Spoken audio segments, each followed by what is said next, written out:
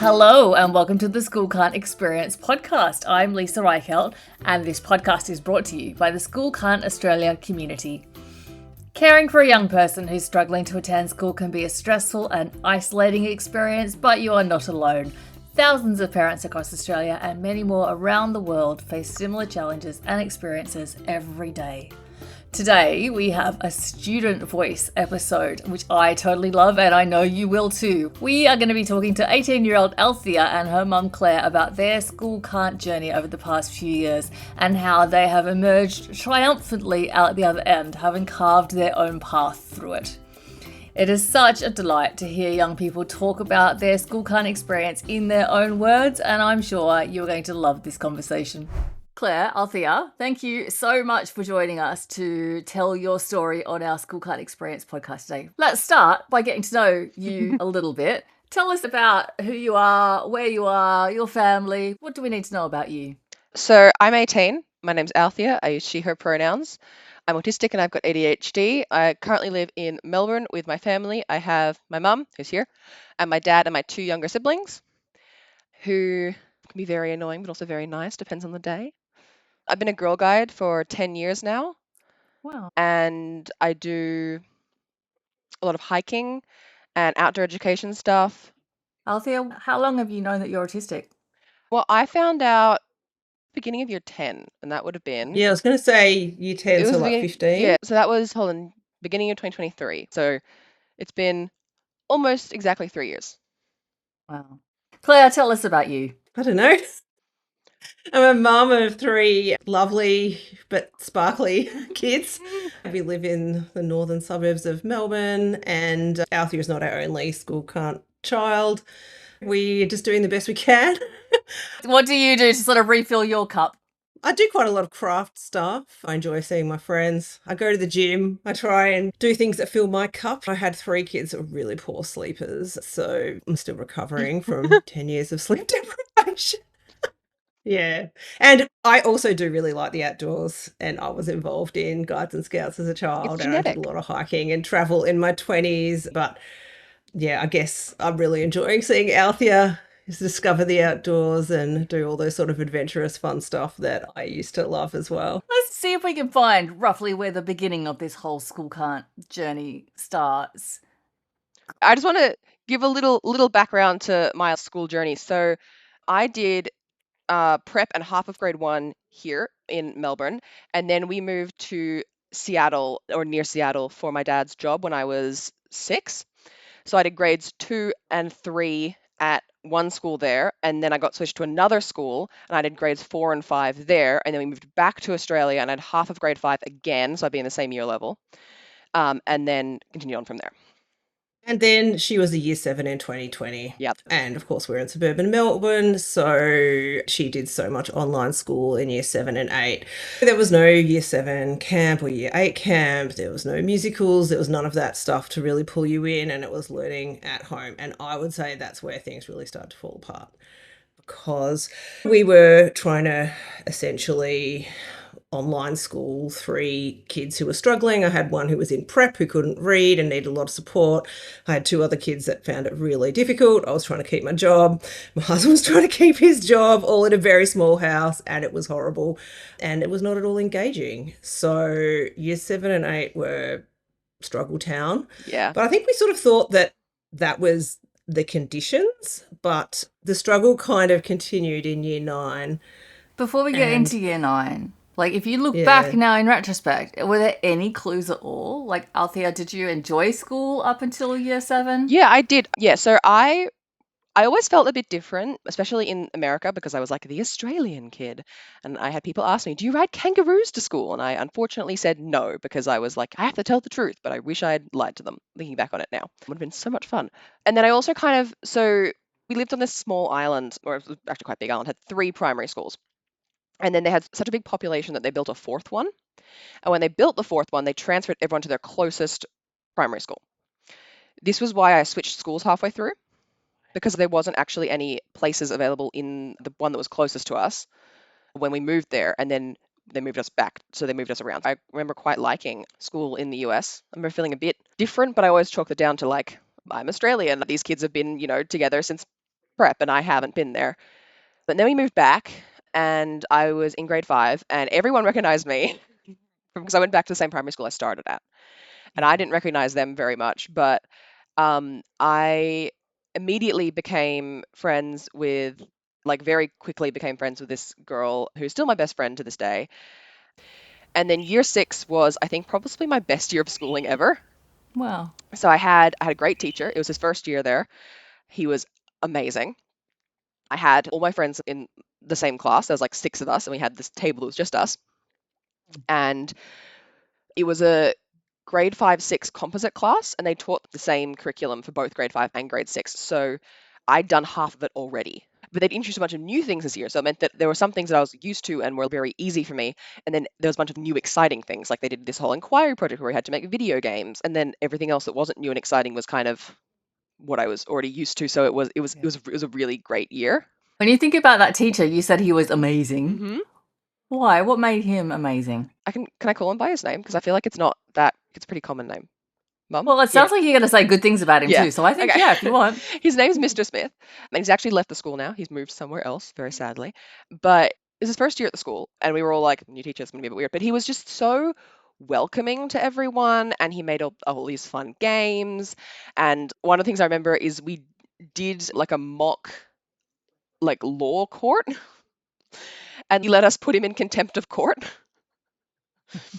And he let us do all these crazy things. Like he was very like, we still have to do work, we still have to do everything, but we had like a class mailbox and people could write letters that he would read out, and we had all these really fun things, and he just made it so much fun. I think we've definitely learned this with our other child as well, that a teacher can make or break a child's school experience. Yeah. And a good teacher just naturally gives accommodations, naturally connects with kids, and all those things are so protective of the kids being able to do school in that environment. And in some ways you have no control over who your kid's going to get and the experience they're going to have. So some years can be fabulous and some years can be terrible. It's like a lottery, really, isn't it?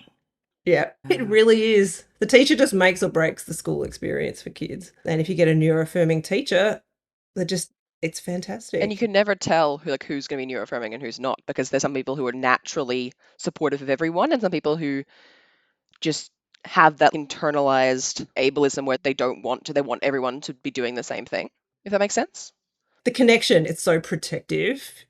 It sort of enables learning. And if you don't have that, yeah. So then we go from the wonderful Mr. Smith Mm-hmm. into year 7 lockdown Zoom land. What a contrast. So I was set up at a camping table in the lounge room, and my siblings were at the kitchen table in the family room. And I was immediately very jealous of my siblings because I would just start high school. In primary schools, you have one teacher. And the way that my high school did it, and the way most high schools did it, is you still had to attend every single class. They were just online now. Yeah. My siblings, however, had like here's some tasks, do some tasks, then you're done. And they finished by like 12. And also Mum was having to help them because my sister was in prep. So she couldn't read yet, struggling. My brother was also struggling. And so I was kind of left to my own devices. Also because I had a lot of guidance from my teachers and like, here's what you're meant to be doing. But I really struggled to focus, and I really struggled to enjoy it. And I think do you remember when it was in year 7, Mum? I got put on that reduced learning plan. I can't remember exactly what it was. We requested a reduced learning plan because she just couldn't do it. And they did do that, but it didn't really fix the problem of the lack of connection. And also I think the problem was she just started year 7, so she hadn't really made a connection with any of the teachers or even the classes. Like it happened in March, and there just wasn't that chance to build connection to the school. Yeah, so on the reduced learning plan, I had 3 classes. I had English, maths, and then I had to choose one of science and humanities. And I think I chose humanities because I remember when we went back to school, the school basically kind of just chucked me in the deep end with my classes. They just kind of chucked me back into science. They were in the middle of a topic that I hadn't studied any of because I was on the reduced learning plan.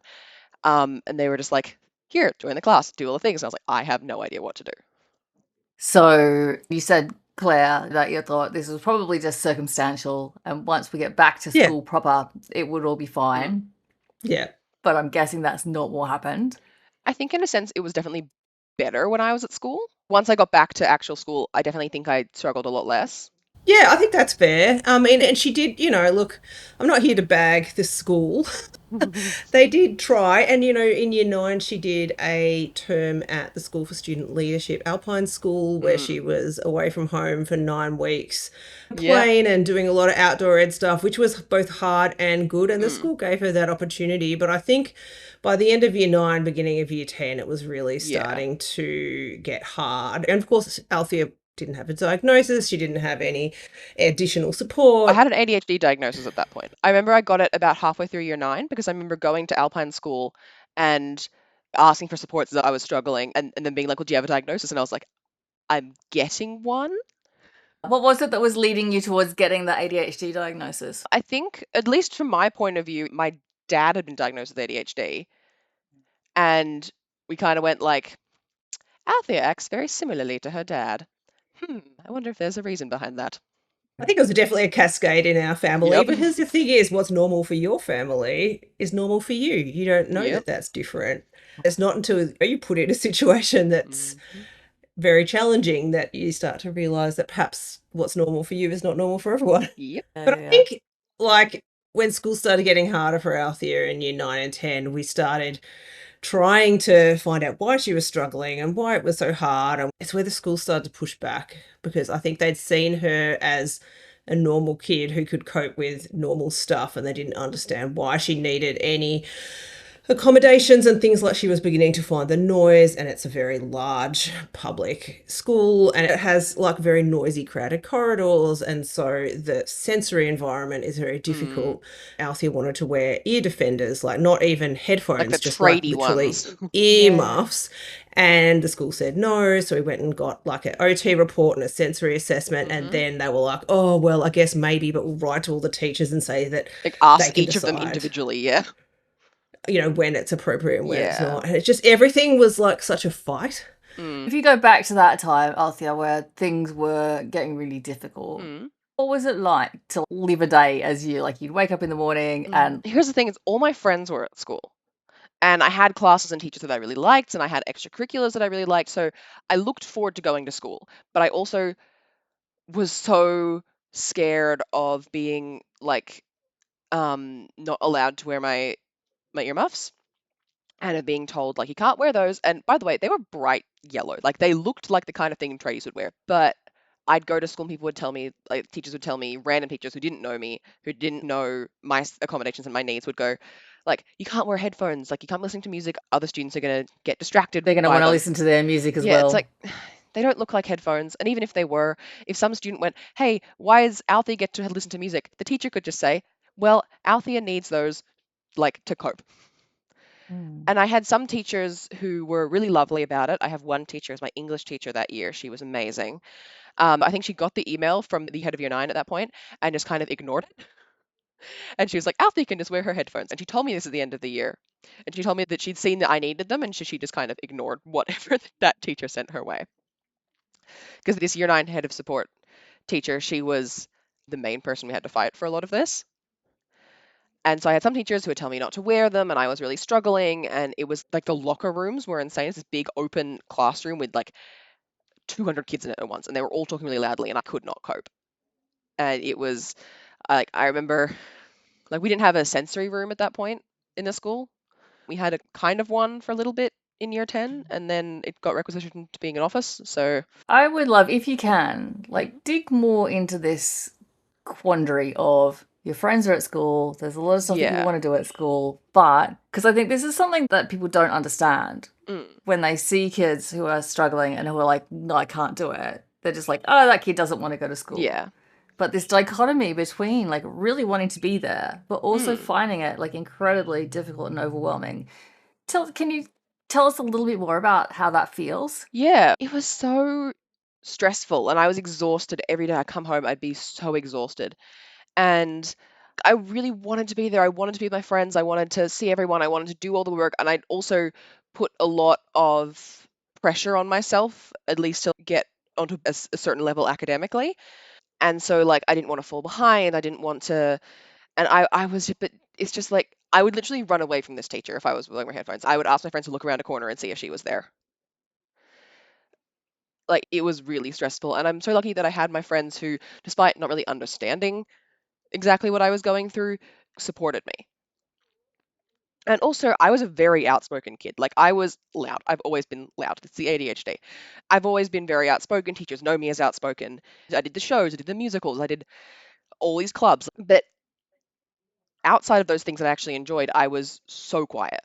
And I hadn't been up until that point, but I was like receding into my shell. Like, I didn't want to raise my hand in class. I didn't want to draw attention to myself in case people would ask me to take off my headphones. It was so stressful and so exhausting just being at school. And I enjoyed all of the other things. I enjoyed the extracurriculars and the school play and the clubs and stuff, but I didn't enjoy like the classroom learning. Say more about that. What was it about the classroom learning that was challenging? I liked most of the learning. There was so much energy going into processing all of the noise and working so hard to be seen as normal and to get to this certain level of my grades and stuff that I wasn't really enjoying it. We were learning about fun things, and I had moments where I really enjoyed the learning, but those moments that I remember were moments where I got to kind of make it my own. Like where me and my best friend, instead of writing an essay about Greek and Roman mythology, got to do a short play on it and write our own play and do costumes things. And that, like, we kind of got to make it our own, and that was really fun. But the kind of like really structured learning really didn't work for me. Yeah, that makes tons of sense.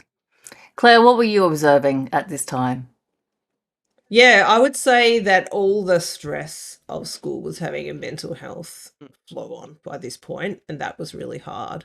And it was really hard to see Althea so distressed and so struggling, and I really didn't know what to do about it.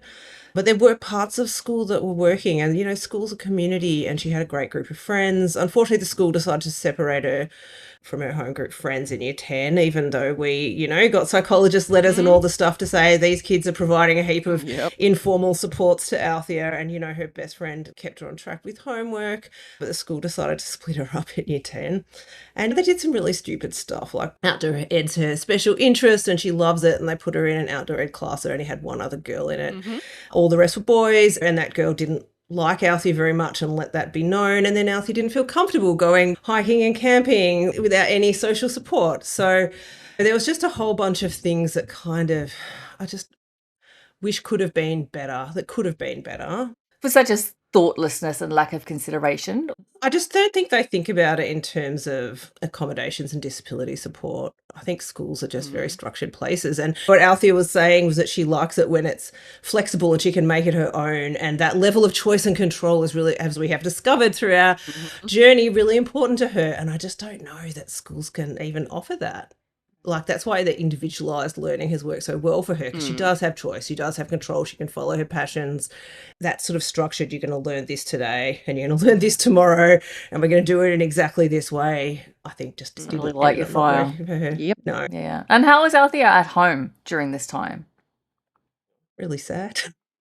It had a flow-on effect. Things like guides, which she loved, when she was so sad and so struggling, so exhausted from school, then she was not able to do the other things that she really liked. So, I mean, she was seeing a psychologist and we got support for her, but it's a really hard road to try and get yourself out of that hole once you're in there. And so it was really hard.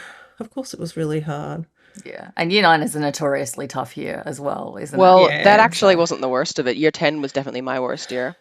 Yeah. Okay, let's get into year 10. Talk us through it. Well, so to start with, everyone tells you that the jump from year 8 to year 9 and year 10 to year 11 is the worst two jumps. Those are the biggest change. That, at least for me, was not true. It was year 9 to year 10, because you're kind of going to that high school certificate phase. Final exam type situation. Yeah. So instead of doing maths, you're doing pre-methods, pre-general. And so the workload was just so much more. But something that did happen in year 10 is I started VCE Outdoor Ed. I did it early entry, and I loved that right off the bat. I had a class of 8 people, even gender split, with my 2 closest friends in it, and a great teacher, and I loved it. But in almost every other respect, I was struggling. Is that like a more advanced class? It was Outdoor Ed. It was early entry. Oh, Outdoor Ed. Okay. Yeah. But it's at the VCE Yeah, it was level, it was so outdoor it's like and more senior. It was outdoor environmental studies. It was an amazing class, and I loved that class. And even though some things were hard with it, like taking so many notes and doing exams, I wanted to do it. I wanted to put that effort in to get a good score in that class. But I really just didn't really care about any other classes. Like I wanted to, I did care, but like I didn't have the energy. And like maths was the worst because I was in pre-methods, and it was just like they went through everything so fast and there was no time to explain it properly, and so I didn't understand it and I was kind of like guessing. It was so hard, and so I got moved from pre-methods to pre-general, and then I think we pulled maths entirely about halfway through the year. Continuously through the year, I just kept taking out more and more classes and I was doing less and less. And my sense is that you're an intelligent woman who sees themselves that way Yeah. as well. So that must have been very Yeah, challenging I for didn't that to be like happening to I you. didn't like feeling like I was dumb, like I was stupid, but I wasn't coping. And it was around this time when I was struggling so much that we started looking at alternative methods of schooling. Were you still going to school most Yeah, days when this was going on? I was trying, but I had a lot of days where I just couldn't go. And I had to take a lot of mental health days, and my attendance during that year was shit. What do you reckon it was, like percentage wise? What would your guess Oh, be? well, for outdoor ed, it was like 95%. For everything else, 40%, maybe. Like, it was not good. It would be this whole cycle of like, I'd be in class and I get super stressed because I felt like I was behind. And so I just couldn't do it, and I wouldn't go to class the next day because I just couldn't focus and I couldn't get it done. And then I would come back to class and I would have missed stuff. So I was so stressed. I would get even more stressed that I'd miss stuff and I was even more behind. And it would just be this whole awful cycle. Must have felt very hopeless. Yeah, it really did. That was probably the darkest place I've been in my whole life.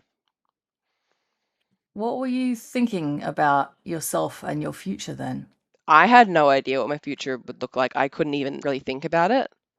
I couldn't even picture it because I was just so caught up in the now and everything's so stressful, and I just need to kind of take my brain away, like not think about it. I need to think about other things. I need to read books. I need to like watch TV shows and just not think about my own life and how shit it feels right now. Can I say shit? Yeah, go ahead. That's fine. Sorry, I don't want to swear. I don't want me to I get have called. no dramas with that. You're good. But yeah, I had such bad mental health. I had the most meltdowns I've ever had in my life. I was having one like a week, and it was not good. Are you comfortable to talk about what a meltdown looks like for you? Yeah, I can talk about that. In the most general terms, a meltdown for me will often look like I will start like, so I'm usually like flapping my hands like this. I'll get super stressed. Usually it's a small thing.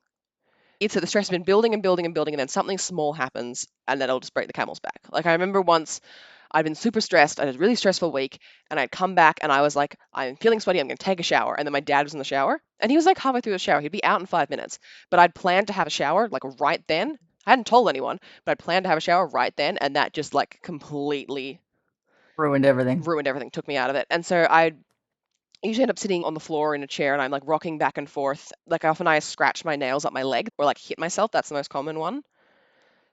And often I'm repeating like a word over and over again. Sometimes it's like stop or it's mum or it's no, stuff like that. Have you done this a lot through your life, or is this something that came up when you were dealing with this stress at I school? think it started looking more like that specifically around this time, but I'd have to ask them about that, whether I've had kind of similar instances before that. I think the fact that you're in such a dark place definitely brought it up more. I'd say that you've always been a sensitive and emotional person, but I think we just all thought big emotions were a normal part of life and you just deal with them. So yeah. Okay, so we're in year 10. Things are looking pretty grim. Meltdowns are increasing.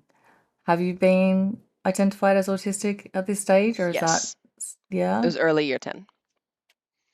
How did that land with you, Althea? I kind of felt relieved. I think the ADHD diagnosis, I don't really remember how I felt about that, but I remember with the autism diagnosis, one of my younger siblings got diagnosed autistic before me, and I felt that I was so different from them that like I couldn't be autistic. I was like, but also I feel like maybe it was. Like I was very umming and ahhing about it, and I was like, I don't know.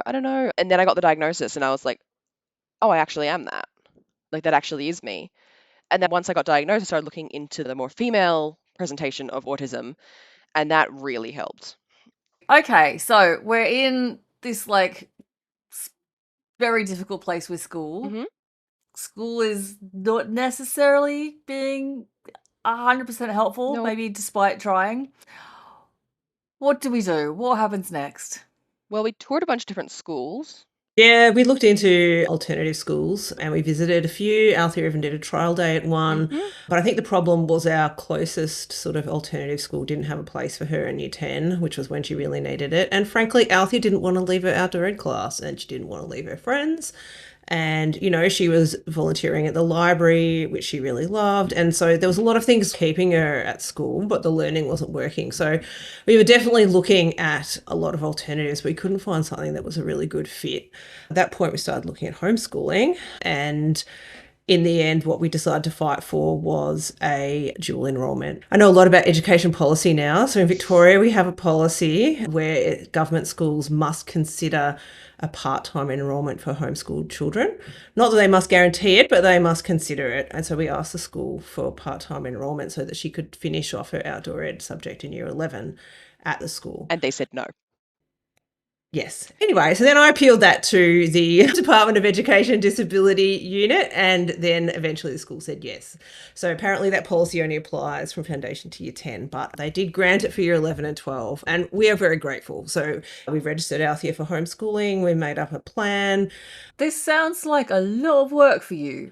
You're also doing full-time work and parenting 3 kids? Yeah, I work part-time, and yes, I'm parenting kids, but, you know, it was worth it. We couldn't keep doing something that wasn't working.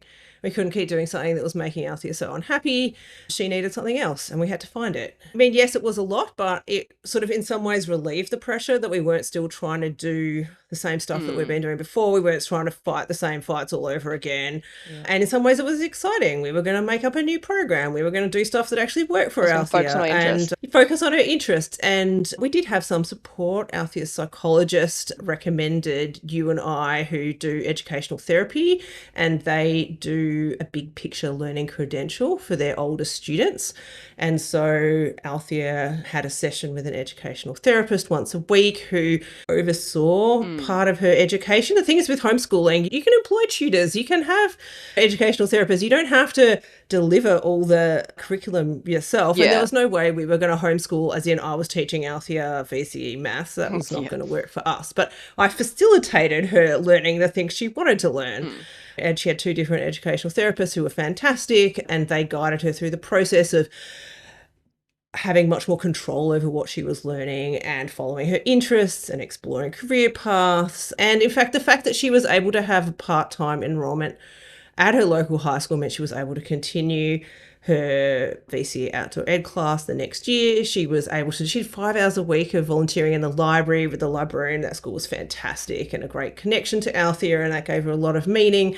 She was still able to see her friends. And in fact, in year 12, she was able to do a vet subject. So here's another area where education policy falls down. In Victoria, home educated students find it very hard to access vocational education training subjects because what's happened is that TAFEs don't really teach those lower level certificate 1 and 2s anymore. It's delivered as vocational, what's called VET DSS, so vocational education and training directly to secondary school students. But the problem is that homeschool students can't access it. So because she was still enrolled at the school, she was able to access a vet subject. So she caught the tram off to another school to bus learn and through then a tram. A bus and then a tram was a lot of commuting, but, you know, she got a taste of that vocational education. And even though she's decided that that's not the path she wants to go down, she got to learn that weeding is boring and, you know, learn about that kind of physical work with some different kids. And not everything through that part-time enrollment was successful. I mean, you know, in year 12, Althea said, you know, I don't think we're doing enough numeracy in homeschool and I want to do a numeracy subject at school.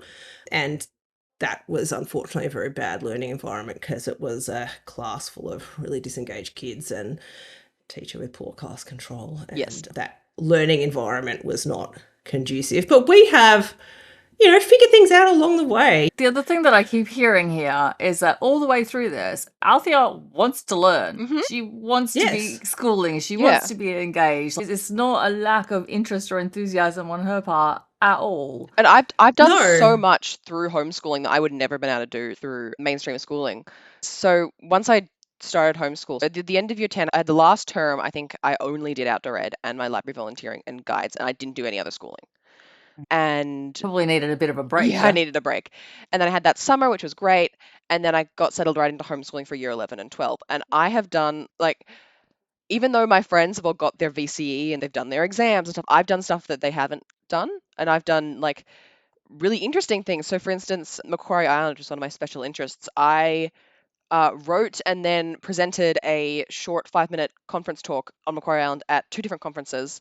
And she volunteered at 2 conferences Yep. to learn to do AV, and she's learned a whole lot about technical theatre and painted sets and Mhm. directed things on and off the stage, and a whole lot of learning that Yeah. she just wouldn't have had time for if she was sitting in a classroom all those hours.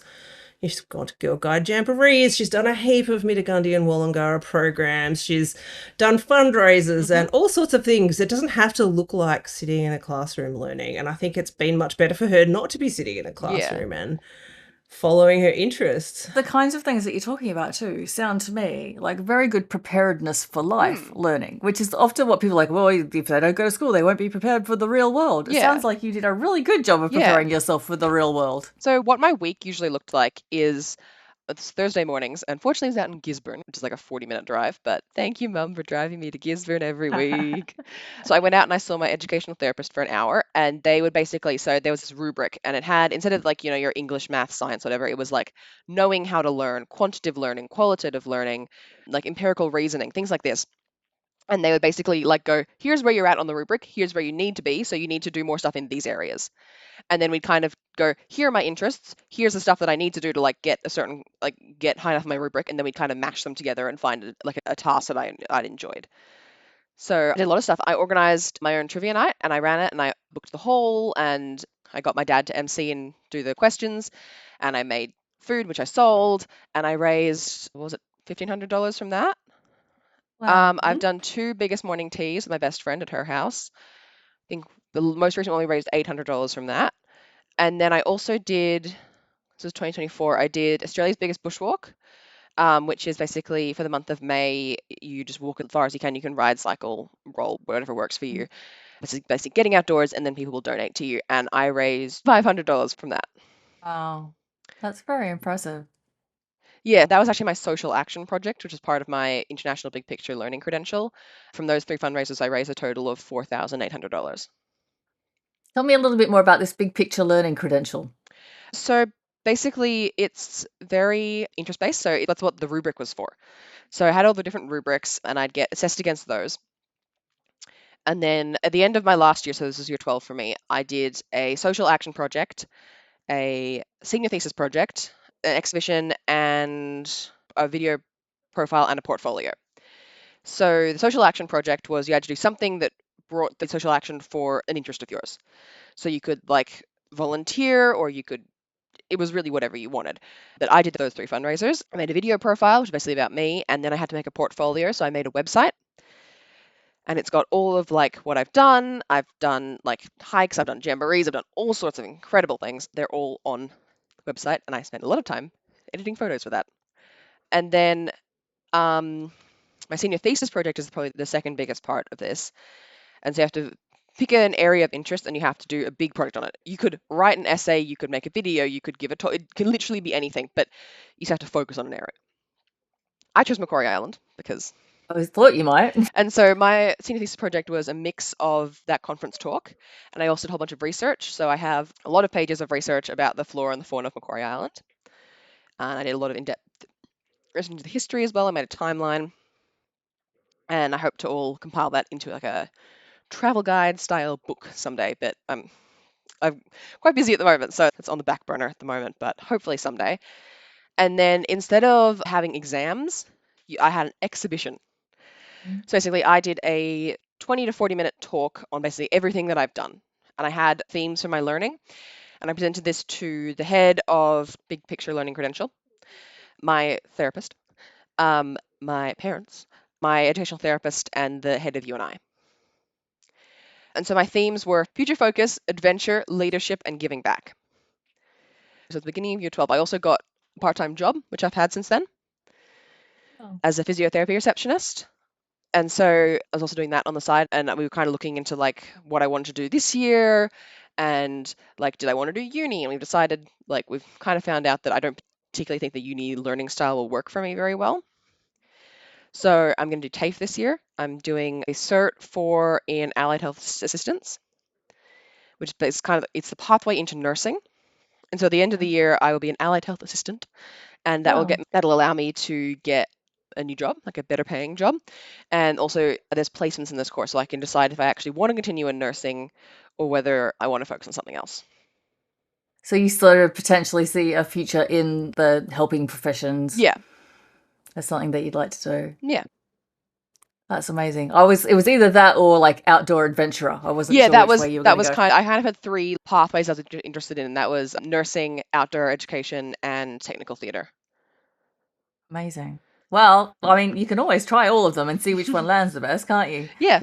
It sounds like you've had an amazing last couple of years. There's things that I realized didn't work. One of the main things that I realized didn't work is that people have this idea of homeschool where it's like you're either at home all the time, or like your parents teaching you, or you're doing mainstream schooling and you're at school all the time. And neither of those really worked for me, because I remember in year 11 I had one day a week. It was Wednesdays where I had nothing on all day, and I'd just do my homeschool work. But I was at home all day, and that was the day I felt the saddest and I felt the worst, because I was at home all day. And so I've kind of like worked around it. So for instance, like I did Girl Guides. So I had Girl Guides some nights, and I did volunteering some nights, and I had all these things like throughout the week where I was actually going and doing things, and that helped me so much.